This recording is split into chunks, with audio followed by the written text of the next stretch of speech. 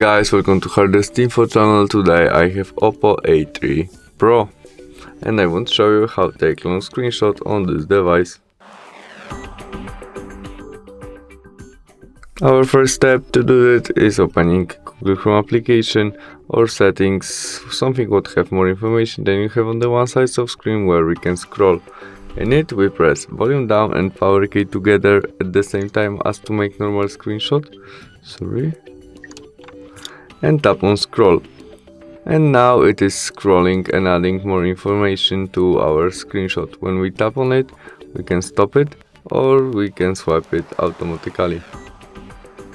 Press done when we have all we need and we have our long screenshot, which is saved in our gallery right now. Thanks for watching, see you soon, bye.